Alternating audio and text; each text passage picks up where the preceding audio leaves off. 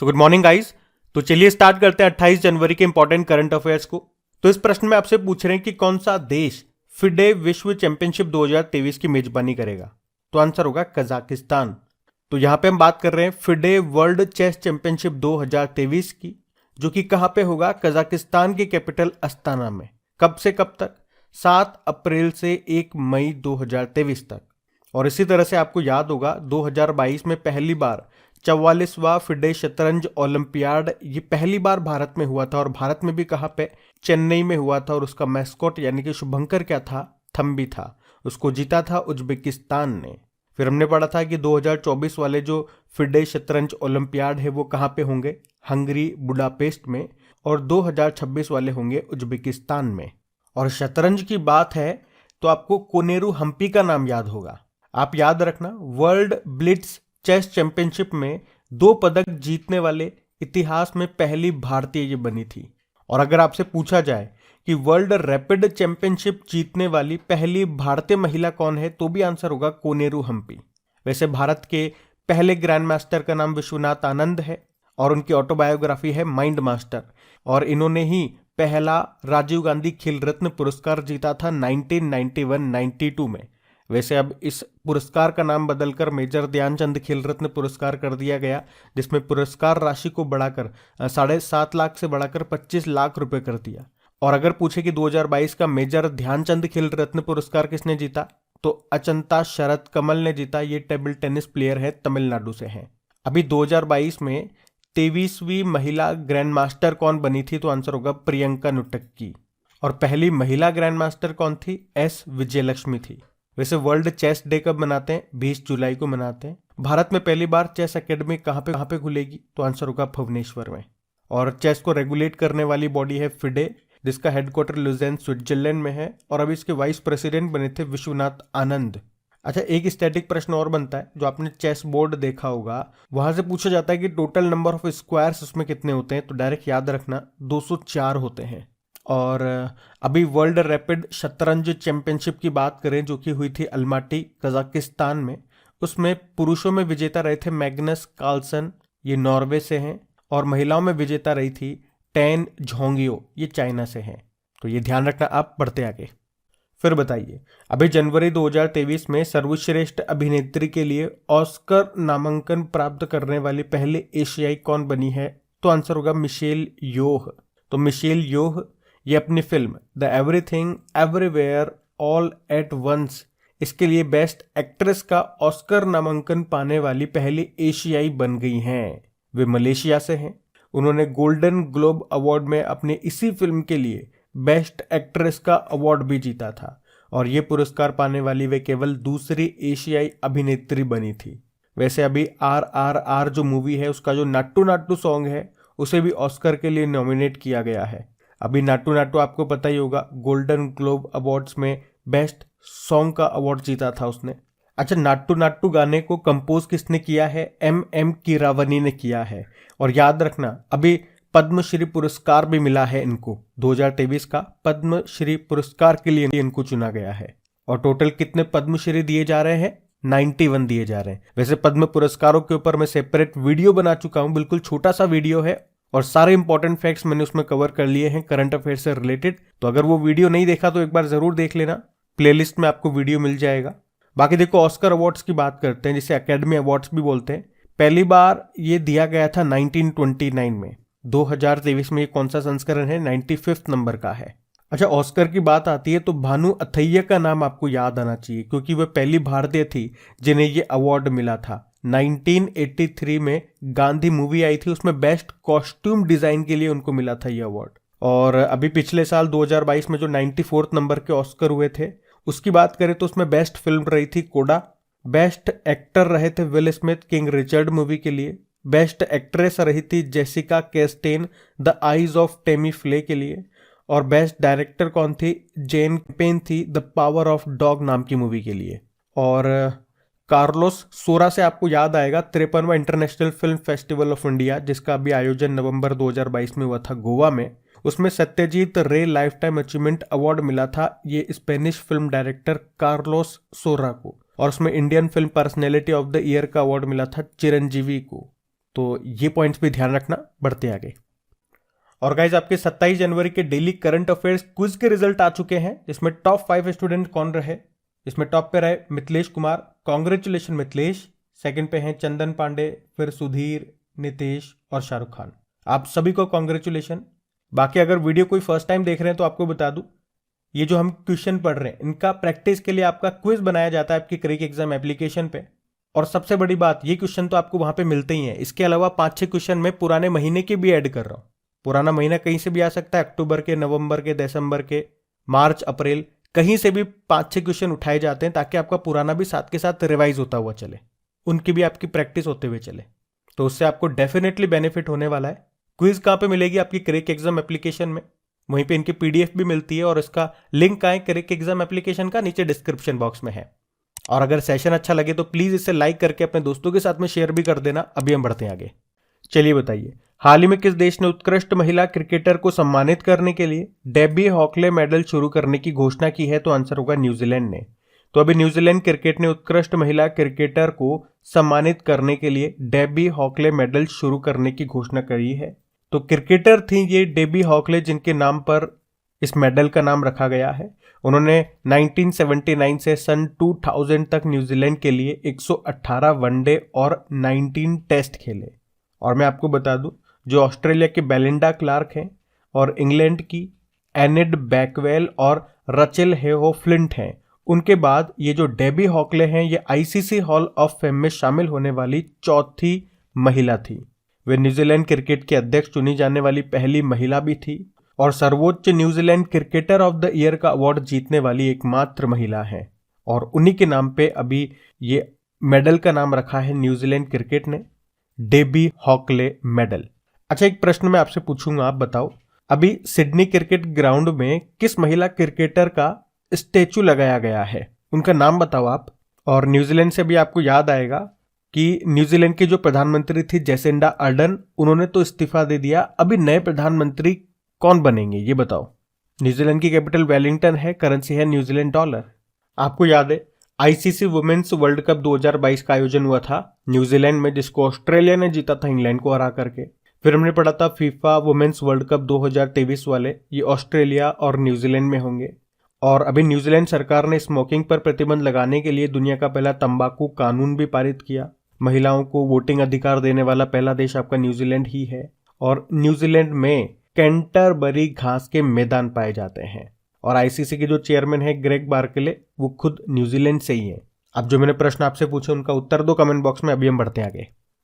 फिर आपको बताना है अभी हाल ही में मध्य रेलवे के नए महाप्रबंधक कौन बने हैं? तो आंसर होगा नरेश लालवानी। तो नरेश लालवानी ये मध्य रेलवे के नए महाप्रबंधक बने हैं। आपको याद है अभी हमारे रेलवे बोर्ड के नए चेयरमैन और सीईओ कौन बने थे? अनिल कुमार लाहोटी। शांति कुमारी ये तेलंगाना की पहली महिला मुख्य सचिव बनी और प्रवीण शर्मा राष्ट्रीय स्वास्थ्य प्राधिकरण नेशनल हेल्थ अथॉरिटी के अध्यक्ष बने। अच्छा, यूं बताओ भाई, संपर्क क्रांति एक्सप्रेस जो कि अहमदाबाद और दिल्ली के बीच में चलती है, उसका नाम बदल के क्या कर दिया? अक्षरधाम एक्सप्रेस। और हाइड्रोजन संचालित ट्रेन शुरू करने वाला एशिया का पहला और दुनिया का दूसरा देश बना अभी चाइना। चलो बताओ, भारतीय रेलवे ने या रेल मंत्रालय ने किस वर्ष तक कार्बन न्यूट्रल होने का लक्ष्य रखा है? तो आंसर होगा 2030 तक।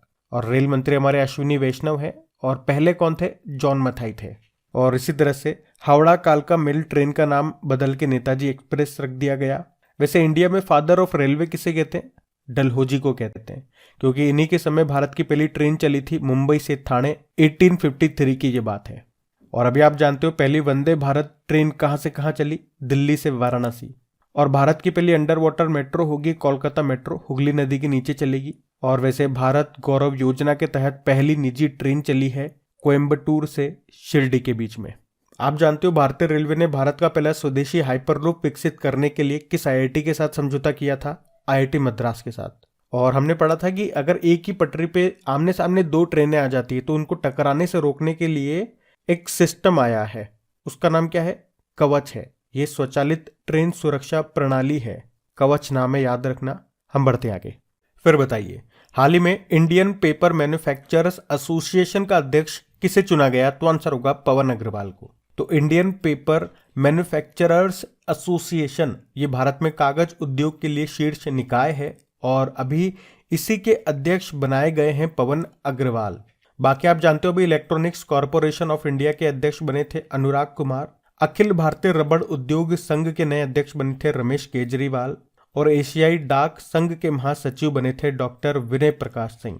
अच्छा, अगर आपसे पूछा जाए कि भारत का पहला पेपरलेस हाईकोर्ट ये कौन सी बनी, तो केरल हाईकोर्ट। और ई विधान आवेदन लागू करने वाला पहला पेपरलेस विधानसभा बना था नागालैंड का। और दुबई सरकार 100% पेपरलेस होने वाली पहली सरकार बनी। तो ये भी ध्यान रखना, बढ़ते आगे। फिर बताइए, never give an inch fighting for the America I love नाम की बुक को किसने लिखा है, तो आंसर होगा माइक पोम्पियो। तो अमेरिका के पूर्व विदेश मंत्री हैं माइक पोम्पियो, जिन्होंने ये बुक लिखी है जो भी काफी सुर्खियों में है, जिसमें भारत और यहाँ के कई राजनेताओं के बारे में टिप्पणी की गई है। इस बुक का नाम है never give an inch fighting for the America I love. इसमें कहा गया है कि फरवरी 2019 में बालाकोट स्ट्राइक के बाद भारत और पाकिस्तान परमाणु युद्ध की कगार पर थे। और उसमें उन्होंने लिखा कि परमाणु युद्ध को टालने के लिए उनकी टीम ने रात भर भारत और पाकिस्तान से बातचीत की और इसे रोका। उन्होंने इस बुक में पूर्व जो हमारी भारतीय विदेश मंत्री थी सुषमा स्वराज, उनके लिए सम्मानजनक शब्द का प्रयोग भी नहीं किया। और हमारे जो राष्ट्र सुरक्षा सलाहकार नेशनल सिक्योरिटी एडवाइजर हैं अजीत डोभाल, और वर्तमान में जो विदेश मंत्री हैं सुब्रमण्यम जयशंकर, उनकी तारीफ भी की है। आप जानते हो भी ब्रिटेन के जो प्रिंस हैं, प्रिंस हैरी, उनकी आत्मकथा आई थी जिसका नाम है स्पेयर। और एक ब्रिटिश इतिहासकार हैं साइमन सेबॉग, इन्होंने बुक लिखी है the world of family history. बाकी Bob Dylan the philosophy of modern song नाम की बुक लिखी इन्होंने।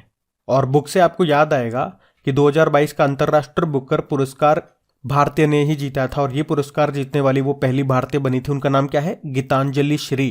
किस बुक के लिए, टॉम्ब ऑफ सैंड के लिए, जिसको ट्रांसलेट किया था डेजी रॉकवेल ने। तो ये भी ध्यान रखना, बढ़ते आगे। फिर बताइए, हर साल अंतर्राष्ट्रीय प्रलय स्मरण दिवस कब मनाया जाता है, तो आंसर होगा 27 जनवरी को। तो याद रखना, हर साल 27 जनवरी को इंग्लिश में बोलेंगे तो इंटरनेशनल हॉलोकॉस्ट रिमेम्बरेंस डे के रूप में मनाया जाता है। और हर साल ये दिन एडोल्फ हिटलर के द्वारा किए गए अत्याचारों को दर्शाने के लिए मनाया जाता है, जिसके परिणाम स्वरूप लगभग 6 मिलियन यहूदियों की मौत हुई थी। और इस बार की थीम क्या है, होम एंड बिलोंगिंग। अब वैसे इंपॉर्टेंट डे वाला क्वेश्चन है, तो एक बार रिवाइज करते हैं जनवरी के सारे इंपॉर्टेंट डेज को। देखो, 1 जनवरी को वैश्विक परिवार दिवस मनाया, डीआरडीओ ने अपना स्थापना दिवस भी मनाया। 4 जनवरी को वर्ल्ड ब्रेल डे होता है। 6 जनवरी को युद्ध अनाथ दिवस है। 9 जनवरी को प्रवासी भारतीय दिवस है। कौन से नंबर का है, 17वें नंबर का है, इंदौर में आयोजन हुआ था। 10 जनवरी को विश्व हिंदी दिवस होता है। 11 जनवरी को राष्ट्रीय मानव तस्करी जागरूकता दिवस है। 12 जनवरी को राष्ट्रीय युवा दिवस। 14 जनवरी को सशस्त्र बल भूतपूर्व सैनिक दिवस। और 15 जनवरी को भारतीय सेना दिवस। 16 जनवरी को नेशनल स्टार्टअप डे। 23 जनवरी को पराक्रम दिवस। 24 जनवरी को अंतर्राष्ट्रीय शिक्षा दिवस। और 24 जनवरी को ही राष्ट्रीय बालिका दिवस भी होता है। 25 जनवरी को भी नेशनल वाटर डे और नेशनल टूरिज्म डे मनाया। और 26 जनवरी को सीमा शुल्क दिवस मनाया था। तो जनवरी के ये डेज याद रखना, और इनकी क्विज भी बना करके अपलोड कर दी है आपकी क्रेक एग्जाम एप्लीकेशन पे, वहां जाके इनकी आप प्रैक्टिस कर सकते हैं। अभी बढ़ते हैं आगे। फिर बताइए, अभी हाल ही में लॉन्च ई निरीक्षण सॉफ्टवेयर, ये अदालत के निर्णयों को, अदालत के फैसलों को कितनी भाषा में अनुवाद करेगा, तो आंसर होगा 4 में।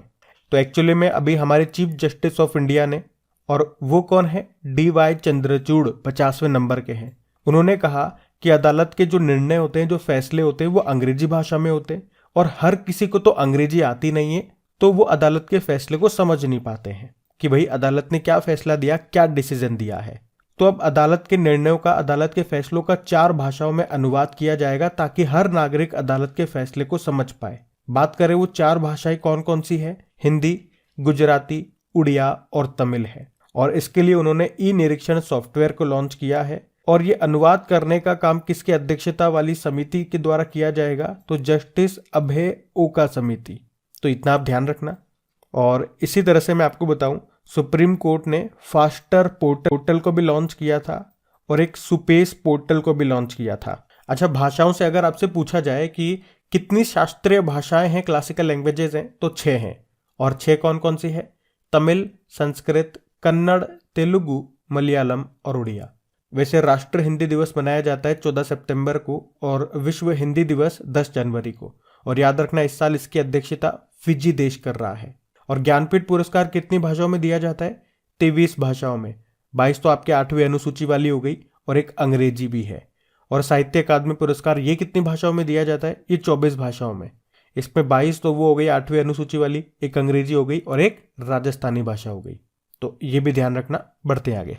चलिए बताइए, अभी हाल ही में नासा ने परमाणु थर्मल रॉकेट इंजन बनाने के लिए कौन सी परियोजना शुरू करने की घोषणा की? तो आंसर होगा ड्रैको। तो अभी अमेरिका की जो स्पेस एजेंसी है नासा, उसने घोषणा की है एक मिशन की जिसका नाम है ड्रैको। इसमें होगा क्या? तो इसमें जो रॉकेट अंतरिक्ष में भेजे जाते हैं, अब उसमें नासा परमाणु ईंधन का इस्तेमाल करेगा, या यूं कहूं कि न्यूक्लियर फ्यूल से उड़ने वाला रॉकेट बनाया जाएगा। और उससे क्या होगा? तो उससे जो एस्ट्रोनॉट है वो मंगल ग्रह पर सिर्फ 45 दिन में ही पहुंच जाएंगे। अभी वहां तक पहुंचने में कम से कम 1 साल लग जाता है। अब ड्रैको की बात है तो ड्रैको की भी तो फुल फॉर्म होगी। इसकी फुल फॉर्म है demonstration rocket for agile cislunar operations. मंगल ग्रह, जिसे लाल ग्रह भी कहते हैं, यहाँ पे कौन सी गैस है? Methane gas. इसके 2 उपग्रह हैं, उनके नाम क्या है? फोगोस और डिमोस।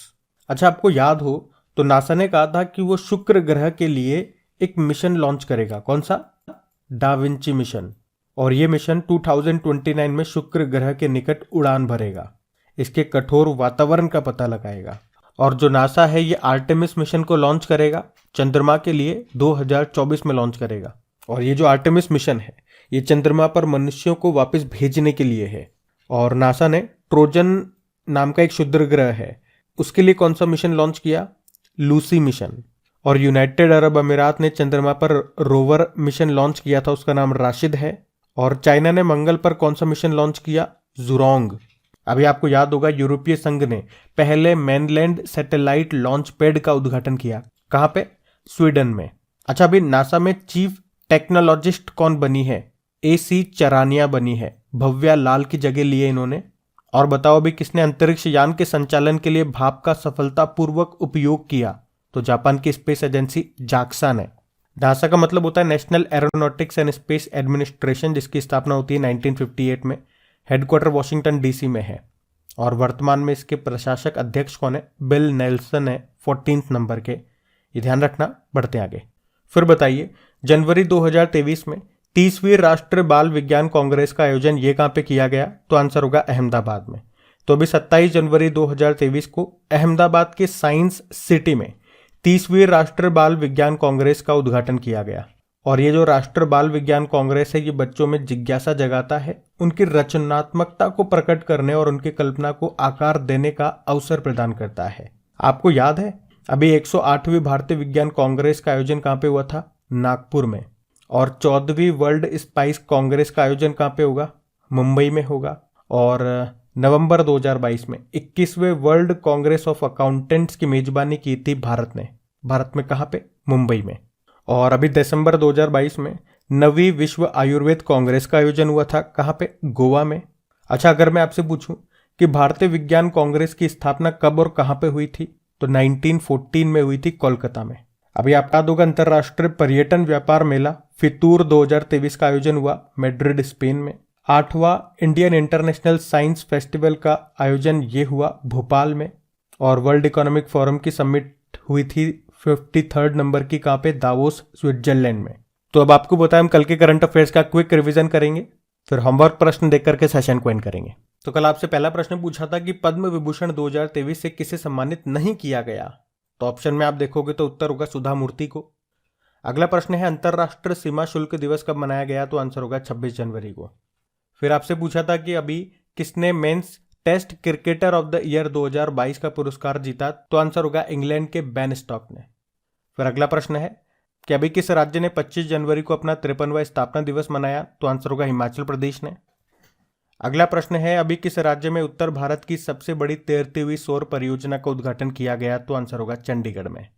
फिर आपसे पूछा है कि वर्ष 2020 में जैविक खेती के विस्तार में भारत किस स्थान पर रहा? तो आंसर होगा तीसरे स्थान पे, पहले पे अर्जेंटीना रहा। अगला प्रश्न है कि अमूल के अध्यक्ष कौन बन गए? तो आंसर होगा श्यामल भाई बी पटेल। फिर अगला प्रश्न है कि किसने ICC महिला emerging player of the year 2022 का खिताब जीता? तो आंसर होगा रेणुका सिंह ने। फिर आपसे पूछा गया कि किसने गणतंत्र दिवस 2023 में पहली बार झांकी दिखाई? तो आंसर होगा नारकोटिक्स कंट्रोल ब्यूरो ने। अब बात करेंगे कल के वीडियो में पूछे गए प्रश्न के उत्तर की। तो कल के वीडियो में आपसे पूछा था कि देश का दूसरा सबसे लंबा केबल वाला 8 लेन ज्वारे ब्रिज का उद्घाटन कहां पे किया गया, तो आंसर होगा गोवा में। आप सभी ने प्रश्न का बिल्कुल सही उत्तर दिया है। और गाइस, इनका क्विज बना करके अपलोड तो कर दिया गया आपकी क्रैक एग्जाम एप्लीकेशन में, वहीं पे इनकी पीडीएफ भी आपको मिल जाएगा और क्रैक एग्जाम एप्लीकेशन का लिंक मिलेगा नीचे डिस्क्रिप्शन बॉक्स में। बाकी आपने वीडियो अगर लाइक अभी तक नहीं किया तो प्लीज इसे लाइक जरूर कर दीजिएगा और अपने दोस्तों के साथ में एक बार शेयर भी कर देना। अब ये रहा आज का आपका होमवर्क प्रश्न।